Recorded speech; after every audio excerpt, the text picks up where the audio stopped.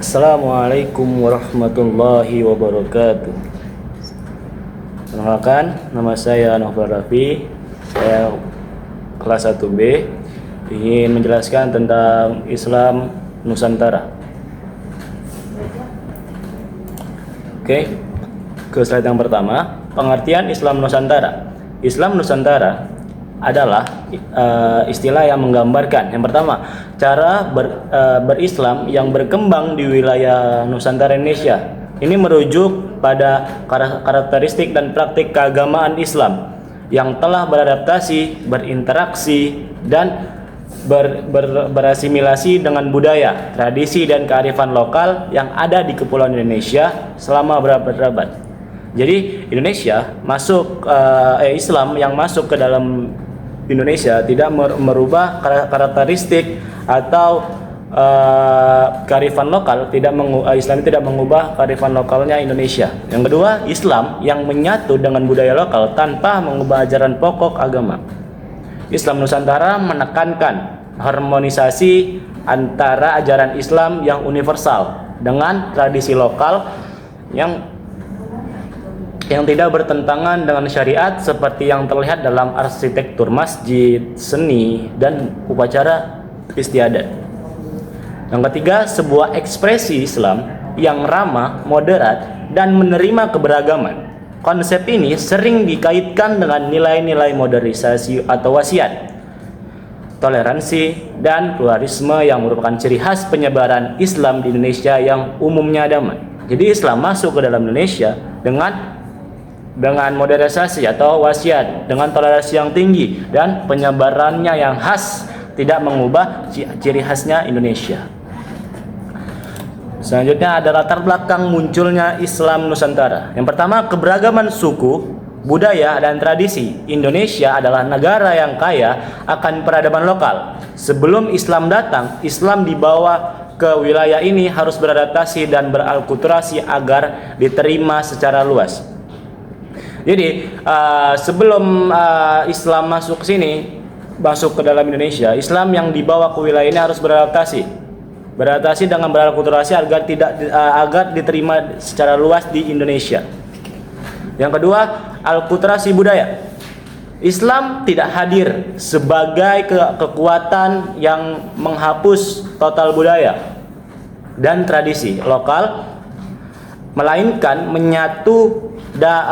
Contohnya terlihat pada bangunan masjid kuno yang bentuk atap tumpang atau yang lainnya. Itu udah jelas, kita bisa melihat antara budaya lokal menyatu dengan keislaman yang ada di Indonesia tersebut. Yang ketiga, pendekatan dakwah yang damai.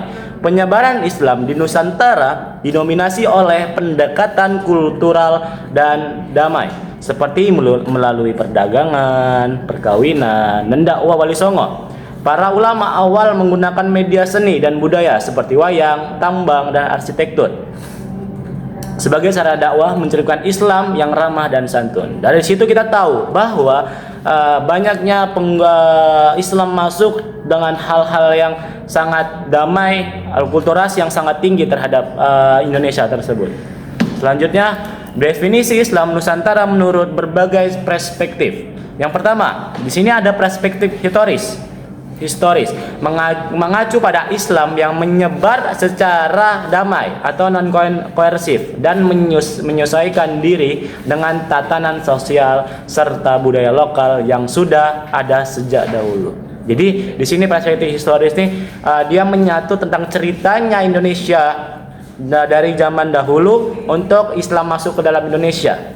Yang kedua, perspektif sosiologis. Yang kedua tersebut menekankan pada sikap harmoni sosial, toleransi atau tasamuh, dan penghargaan terhadap perbedaan atau disebut dengan pluralisme. Yang ketiga, perspektif kultural. Islam yang hadir dalam bentuk tradisi dan ritual yang merupakan hasil dari alkulturasi antara ajaran Islam syariat dengan kearifan lokal. Jadi yang ketiga ini perspektif kultural, dia menggabungkan atau berkolaborasi antara ajaran Islam yang syariat dengan kearifan lokal, ada adat istiadat yang ada di Indonesia. Terus yang terakhir, yang itu perspektif teologis.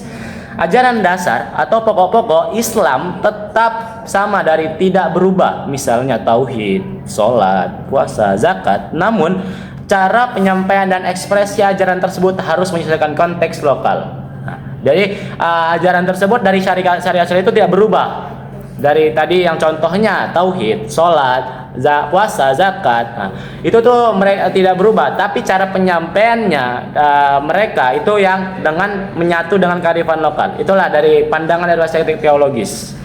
Oke, selanjutnya perbedaan Islam Nusantara dan Islam di negara lain. Nah, di sini saya akan memberikan perbedaan antara Islam Nusantara dan Islam di negara lain. Yang pertama itu dari aspek budaya.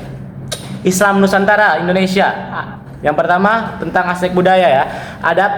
Adaptis terhadap budaya lokal atau pribumi. Islam menyatu dengan adat dan tradisi. Contoh wayang, arsitektur, masjid. Nah, itu adaptasi terhadap budaya lokalnya. Islam itu menyatu dengan adat dan tradisi. Nah, contoh-contohnya udah ada dari contoh wayang atau yang lain. Dari Islam negara lain atau umumnya pada Timur Tengah cenderung lebih seragam atau mengikuti budaya Arab atau Timur dengan Timur Tengah sebagai bentuk Islam yang dianggap asli. Jadi mereka memandang Islam di umumnya di Timur Tengah, mereka lebih cenderung dengan ya Islam itu yang asli dari para anbiya atau para terdahulu. Yang kedua dari aspek pendekatan dakwah. Nah, dari aspek pendekatan dakwah ini Islam Nusantara lembut menggunakan pendekatan budaya seni dan kearifan lokal. Contoh Wali Songo, prioritasnya adalah penerima damai. Nah, Wali Songo tersebut kita tahu gimana cara pendekatan atau mereka dakwah di Indonesia tersebut. Nah, dari Islam negara lain atau umumnya Timur Tengah variatif, sering lebih tekstual atau literatis dan mengandalkan interpretasi harfiah dan teks suci tanpa banyak akomodasi budaya.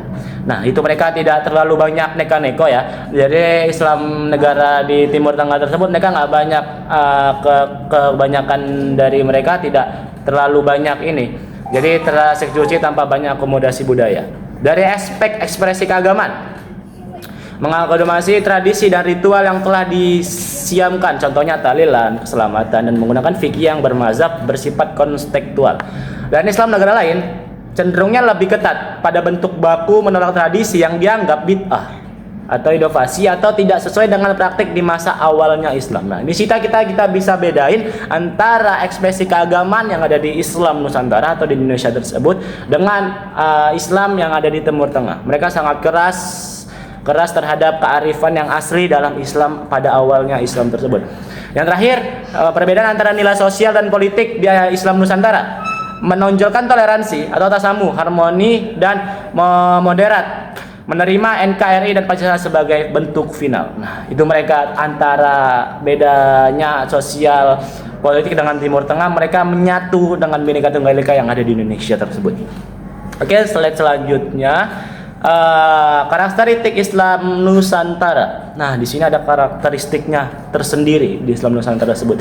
Yang pertama, sinkretis yang terjaga. Yang kedua, toleransi dan pluralisme. Yang ketiga, moderasi beragama, dan keempat, akulturasi dengan nilai lokal. Nah, di sini ada karakteristik tersendiri terhadap Islam Nusantara tersebut. Di sini kita bisa melihat, bisa memahami antara toleransi yang sangat tinggi, akulturasi dan nilai-nilai lokal yang sangat ditinggikan, dan moderasi beragama yang sangat penting di dalam Islam Nusantara tersebut. Oke, selanjutnya contoh bentuk Islam Nusantara dalam kehidupan. Nah, di sini saya akan memberikan contoh bentuk Islam Nusantara dalam kehidupan kita di Indonesia. Yang pertama, tradisi nyandran atau ziarah kubur sebelum Ramadan. Nah, ini biasanya yang ada di Indonesia itu di Pulau Jawa.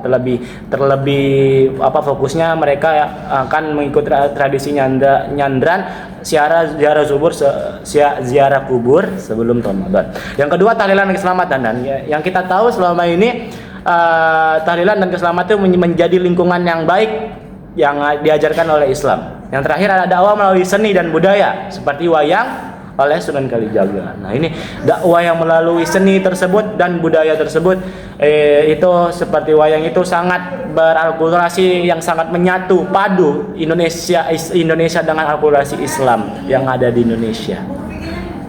Oke, selanjutnya ada manfaat memahami Islam Nusantara. Yang pertama, kita ada manfaatnya di sini. Yang pertama, meningkatkan toleransi yang penghargaan para budaya. Di sini kita jelas bisa meningkatkan toleransi yang sangat tinggi antara budaya yang akan datang dari luar Indonesia ke dalam masuknya di Indonesia tersebut. Yang kedua, mencegah radikalisme atau pemahaman yang sempit. Nah, kita harus berpikiran luas, berpikiran yang sangat tasamu atau rendah diri terhadap pendapat orang atau segala pendapat orang yang akan diberikan kepada kita. Yang terakhir, membuat praktik keagamaan lebih damai dan harmonis. Jadi praktik agama tersebut kalau ingin ini akan menyatukan suatu kepraktikan yang keagamaan lebih damai dan harmonis. Yang terakhir, menguatkan identitas keislaman Indonesia. Dan itu kita jadi manfaat untuk kita memahami Islam Nusantara itu lebih kuatnya untuk menguatkan identitas keislaman kita sebagai orang Indonesia. Oke, setelah selanjutnya, kesimpulan yang pertama, Islam Nusantara adalah bentuk ekspresi Islam yang ramah, moderat atau tasawuf dan inklusif. Ia menolak kekerasan, ekstremisme dan sikap puritan dan kaku, serta sangat menjunjung tinggi nilai toleransi, tasamu dan harmoni sosial. Kenapa sedemikian rupa? Karena orang Indonesia orang yang harmonis terhadap sosialis. Jadi mereka tidak mau menolak keras tentang kekerasan, penyebaran agama tentang kekerasan atau ekstremisme yang dari luar masuk ke dalam Indonesia. Yang kedua, selanjutnya menyesuaikan cara penyampaian dan berakulturasi dengan budaya lokal seperti seni, adat, dan tradisi. Islam Nusantara tidak mengubah jalan pokok agama, akidah, dan syariat. Hal ini mewujudkan melalui sinkretisme yang terjaga atau suatu kolaborasi yang sangat terjaga sebagai kita umat Islam yang ada di Nusantara tersebut, di mana unsur budaya lokal digunakan sebagai media dakwah. Tadi seperti contohnya wayang tersebut ya. Oke, yang terakhir, Islam Nusantara telah menjadi identitas keagamaan yang mengakar kuat pada masyarakat Indonesia. Model ini membuktikan bahwa Islam dapat menjadi rahmatul lil alamin atau rahmat bagi seluruh alam, sekaligus menjadi pilar bagi Negara Kesatuan Republik Indonesia NKRI yang berdasarkan Pancasila dan menjunjung tinggi keberagaman atau disebut dengan Bhinneka Tunggal Ika.